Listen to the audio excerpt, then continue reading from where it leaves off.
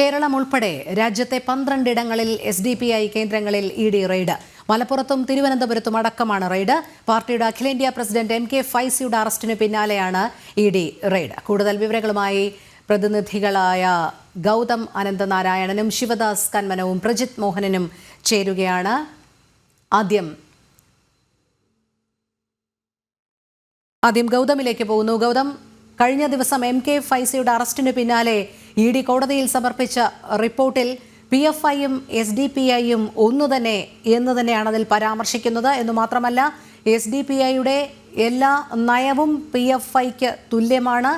സാമ്പത്തിക സ്രോതസ്സുകളടക്കം ഇവർ രണ്ടുപേരും ഒരുമിച്ച് തന്നെയാണ് അത് ശേഖരിക്കുന്നത്. എന്നു മാത്രമല്ല, ജിഹാദ് തന്നെയാണ് ലക്ഷ്യം.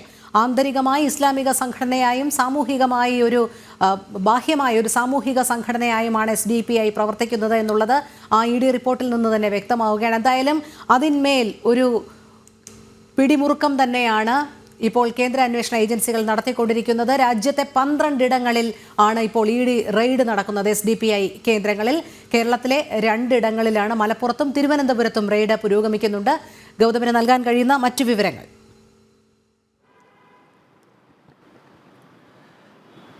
രോഹിണി, SDPIയുടെ അഖിലേന്ത്യാ അധ്യക്ഷൻ MK ഫൈസിയുടെ അറസ്റ്റിന് പിന്നാലെയാണ് ഇപ്പോൾ വലിയ പരിശോധന രാജ്യത്ത് 12 സ്ഥലങ്ങളിലായി തുടർന്നുകൊണ്ടിരിക്കുന്നത്.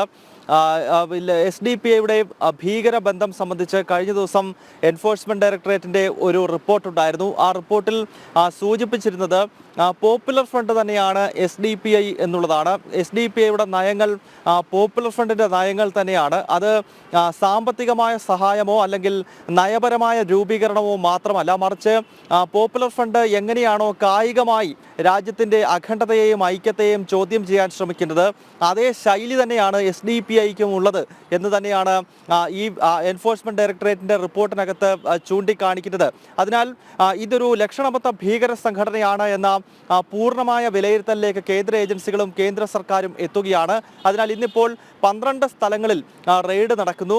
ദക്ഷിണേന്ത്യയിലെ തന്നെ കേരളം കൂടാതെ കേരളത്തിൽ തിരുവനന്തപുരത്തും മലപ്പുറത്തും പരിശോധനയുണ്ട്. ഒപ്പം കർണാടകയിലെ ബംഗളൂരുവിലും ആന്ധ്രാപ്രദേശിലും പരിശോധന നടക്കുന്നുണ്ട്. മഹാരാഷ്ട്രയിലെ താനെയിൽ പരിശോധന നടക്കുന്നുണ്ട്. ഒപ്പം ഉത്തർപ്രദേശിന്റെ തലസ്ഥാനമായ ലക്നൌവിലും രാജസ്ഥാന്റെ തലസ്ഥാനമായ ജയ്പൂരിലും ഒപ്പം അസാമിലെ ഗുവാഹട്ടി തുടങ്ങി രാജ്യത്തെ 12 സ്ഥലങ്ങളിലാണ് ഇപ്പോൾ SDPIയുടെ ഓഫീസുകളിൽ എൻഫോഴ്സ്മെന്റ് ഡയറക്ടറേറ്റിന്റെ മിന്നൽ പരിശോധന. ഇതിൽ നിർണായകമായ ചില തെളിവുകൾ കേന്ദ്ര ഏജൻസിക്ക് ഇതിനകം ലഭിച്ചു കഴിഞ്ഞുവെന്ന് മനസ്സിലാക്കാൻ സാധിക്കുന്നുണ്ട്. ഒപ്പം ഈ പരിശോധന നടക്കുന്നതിനൊപ്പം MK ഫൈസിയെയും എൻഫോഴ്സ്മെന്റ് ഡയറക്ടറേറ്റ് വിശദമായി ചോദ്യം ചെയ്തു വരികയാണ്. ഇയാളെ 6 ദിവസത്തെ ED കസ്റ്റഡിയിൽ കോടതി കഴിഞ്ഞ ദിവസം വിട്ടയച്ചിരുന്നു. അതിനാൽ ഈ ദിവസങ്ങളിലെല്ലാം ഇയാളെ ചോദ്യം ചെയ്യുന്നതിലൂടെ ഈ എങ്ങനെയാണ് പോപ്പുലർ ഫണ്ട് സ്വരൂപിക്കുന്നത്, ഒപ്പം ഈ ഫണ്ട് എങ്ങനെ SDPIക്ക് നൽകി, SDPI അത് ഏതൊക്കെ നിലയിൽ ഉപയോഗിച്ചു എന്ന കാര്യങ്ങളെ പറ്റിയൊക്കെ കൂടുതൽ തെളിവുകൾ ഈ MK ഫൈസിയെ ചോദ്യം ചെയ്യുന്നതിലൂടെ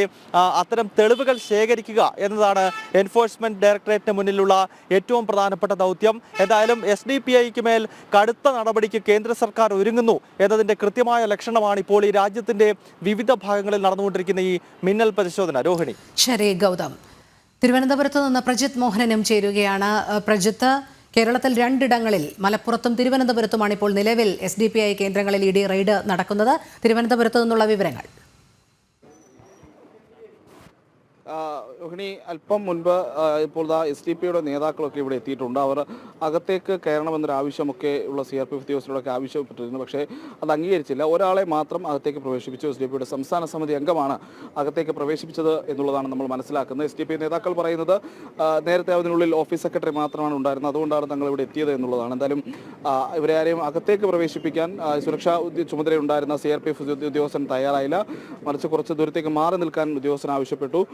അതാണ് നിലവിലത്തെ ഒരു സാഹചര്യം എന്ന് പറയുന്നത്. റെയ്ഡ് അകത്ത് തുടരുന്നു. SDPI നേതാക്കൾ നൽകുന്ന വിവരമനുസരിച്ച് നിലവിൽ ഓഫീസ് സെക്രട്ടറി മാത്രമാണ് SDPIയുടെ പ്രവർത്തകരായിട്ട് അതിനകത്ത് ഉള്ളത് എന്നുള്ളതാണ്.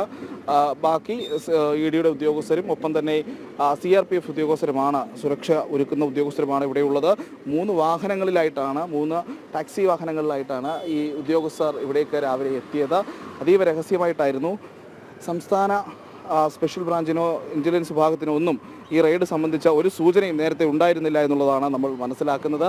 ഈ റെയ്ഡ് ആരംഭിച്ചതിന് ശേഷം മാധ്യമങ്ങളിലൂടെ വാർത്ത വന്നതിന് ശേഷമാണ് അവരും ഇക്കാര്യങ്ങൾ അറിഞ്ഞത് എന്നുള്ളതാണ്. എന്തായാലും ഇപ്പോൾ 4ഓളം SDP നേതാക്കൾ ഇവിടെ ഉണ്ട്.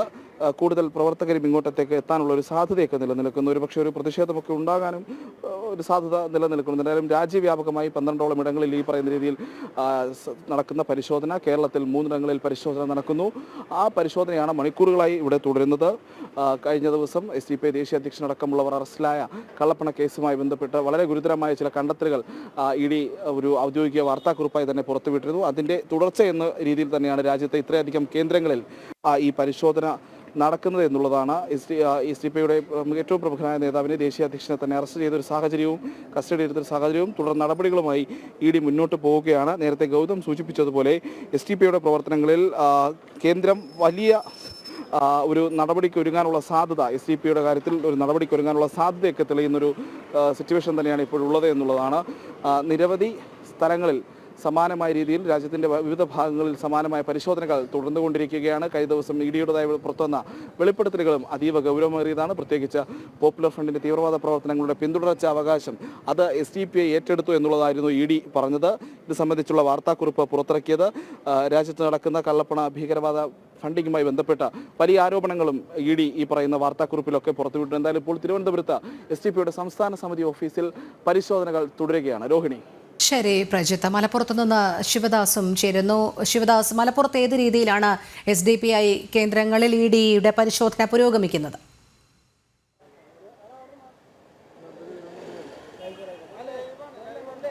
രോഹിണി, ഏകദേശം 2.5 മണിക്കൂറോളമായി SDP-I ജില്ലാ കമ്മിറ്റി ഓഫീസിൽ ഇപ്പോൾ പരിശോധന ആരംഭിച്ചിട്ട് ഇപ്പോഴും പരിശോധന തുടരുകയാണ്. ഏകദേശം 10:30 ED ഉദ്യോഗസ്ഥർ മലപ്പുറത്തെ ജില്ലാ കമ്മിറ്റി ഓഫീസിലേക്ക് പരിശോധനയ്ക്കായി എത്തിയത്. അതീവ രഹസ്യമായിട്ട് തന്നെയാണ് ഇവിടെയും പരിശോധന തുടരുന്നത്. കാരണം ടാക്സി കാറുകളിലാണ് ഉദ്യോഗസ്ഥർ എത്തിയത്. അതിനുശേഷം ആ ഉദ്യോഗസ്ഥർ ഇവിടുത്തെ പോലീസ് ഉദ്യോഗസ്ഥരെ പോലും അറിയിക്കാതെ, ക്രൈംബ്രാഞ്ചിനെയോ മറ്റ് സ്പെഷ്യൽ ബ്രാഞ്ചിനെയോ പോലീസ് ഉദ്യോഗസ്ഥരെ പോലും അറിയിക്കാതെ അതീവ രഹസ്യമായിട്ടാണ് SDP-യുടെ ജില്ലാ കമ്മിറ്റി ഓഫീസിൽ പരിശോധന നടത്തുന്നത്. പ്രധാനമായും ഡോക്യുമെന്റ്സുകളും മറ്റു രേഖകളും എല്ലാം തന്നെയാണ് ഇപ്പോൾ പരിശോധിച്ചു കൊണ്ടിരിക്കുന്നത്.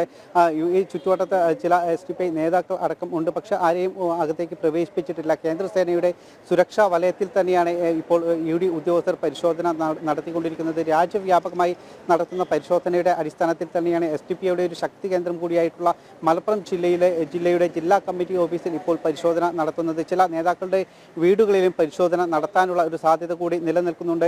PFI വഴി അടുത്ത ബന്ധം ഉള്ള ഒരു SDP-I, PFI വഴി SDP-Iക്ക് വലിയ തോതിൽ തന്നെ പണം ലഭിച്ചിട്ടുണ്ട്. ഇതിൻ്റെ കൃത്യമായ തെളിവുകളെല്ലാം തന്നെ ED ഉദ്യോഗസ്ഥരുടെ കൈവശം ഉണ്ട്. ഇതുമായി ബന്ധപ്പെട്ടുള്ള കൃത്യമായ ഒരു റിപ്പോർട്ട് തന്നെയാണ് കോടതിയിലും ED നൽകിയിരിക്കുന്നത്. അതായത് രാജ്യവിരുദ്ധ പ്രവർത്തനങ്ങൾക്ക് ഇത്തരം പണം ഉപയോഗിച്ചു, ഹവാല വഴി എത്തിയ പണം ഇത്തരത്തിൽ രാജ്യവിരുദ്ധ ദേശവിരുദ്ധ പ്രവർത്തനങ്ങൾക്ക് വേണ്ടി SDP-I പ്രവർത്തിച്ചു, ഉപയോഗിച്ചു. അതിൻ്റെ പ്രധാനപ്പെട്ട കണ്ണി അല്ലെങ്കിൽ അത്തരത്തിൽ ഉള്ള പ്രവർത്തനങ്ങൾക്ക് നേതൃത്വം നൽകിയത് അവരുടെ ദേശീയ അധ്യക്ഷൻ കൂടിയായ MK ഫൈസിയാണ്. MK ഫൈസിയെ കഴിഞ്ഞ ദിവസമാണ് ED അറസ്റ്റ് ചെയ്തിരിക്കുന്നത്. അതിൻ്റെ കൃത്യമായ തെളിവുകളും രേഖകളും എല്ലാം സഹിതമാണ് ED ഉദ്യോഗസ്ഥർ ഇതുമായി ബന്ധപ്പെട്ടുള്ള വിവരങ്ങൾ കോടതിയിൽ കൈമാറിയിരിക്കുന്നത്. ഇതിൻ്റെ പശ്ചാത്തലത്തിൽ കൂടുതൽ വിവരങ്ങൾ ശേഖരിക്കുക, കൂടുതൽ തെളിവുകൾ ശേഖരിക്കുക എന്നതിൻ്റെ അടിസ്ഥാനത്തിലാണ് ഇപ്പോഴുള്ള ഈ പരിശോധന. കാരണം ഒരുപക്ഷെ കേന്ദ്ര സർക്കാർ ഒരു കടുത്ത നടപടിയിലേക്ക് നീങ്ങാനുള്ള ഒരു സാധ്യത കൂടി നിലനിൽക്കുന്ന ഒരു സാഹചര്യമാണ്. SDP-Iക്കെതിരെ ഒരുപക്ഷെ നിരോധനം അടക്കമുള്ള ഒരു സാധ്യത നിലനിൽക്കുന്നുണ്ട്. അതിൻ്റെ അടിസ്ഥാനത്തിൽ പൂർണ്ണമായും രേഖകളും തെളിവുകളും എല്ലാം തന്നെ ശേഖരിക്കുക എന്നതിൻ്റെ പശ്ചാത്തലത്തിൽ കൂടിയാണ് ഇപ്പോൾ നടക്കുന്ന ഈ ഒരു പരിശോധന. കാരണം കഴിഞ്ഞ ദിവസങ്ങളിലും കഴിഞ്ഞ മാസങ്ങളിലും എല്ലാം തന്നെ വ്യാപകമായി തന്നെ ഒരു ഫണ്ട് ശേഖരണം നടന്നിരുന്നു. റംദാൻ ഫണ്ടും അതോടൊപ്പം തന്നെ ഹജ്ജ് തീർത്ഥാടനവുമായി ബന്ധപ്പെട്ട് ഇന്ത്യക്കാരെ സഹായിക്കുക എന്ന തരത്തിലുള്ള ഒരു ഫണ്ട് ശേഖരണം അടക്കം വിദേശ രാഷ്ട്രങ്ങളിൽ നിന്നടക്കം ഉണ്ടായിരുന്നു. ഈ ഫണ്ടെല്ലാം തന്നെ SDP-I വഴി, പോപ്പുലർ ഫ്രണ്ട് വഴി SDP-Iലേക്ക് എത്തിയിട്ടുണ്ട്. ഇത് മറ്റു പല പ്രവർത്തനങ്ങൾക്കും വേണ്ടി ഉപയോഗിച്ചു എന്നതിൻ്റെ കണ്ടെത്തൽ അടക്കം ED-യുടെ ഭാഗത്തുനിന്നും ഉണ്ടായിരുന്നു. ഇതിൻ്റെ കൂടി അടിസ്ഥാനത്തിലാണ് ഇപ്പോഴുള്ള ഈ ഒരു പരിശോധന. ശരി ശിവദാസ്, കേരളം ഉൾപ്പെടെ രാജ്യത്തെ 12 ഇടങ്ങളിൽ SDP-I കേന്ദ്രങ്ങളിൽ ED റെയ്ഡ്. മലപ്പുറത്തും തിരുവനന്തപുരത്തും അടക്കമാണ് റെയ്ഡ്. പാർട്ടിയുടെ അഖിലേന്ത്യാ പ്രസിഡന്റ് MK ഫൈസിയുടെ അറസ്റ്റിന് പിന്നാലെയാണ് ED റെയ്ഡ്. വിവരങ്ങൾ നൽകുകയായിരുന്നു ഗൗതം അനന്തനാരായണനും പ്രജിത് മോഹനനും ശിവദാസ് കന്മനവും.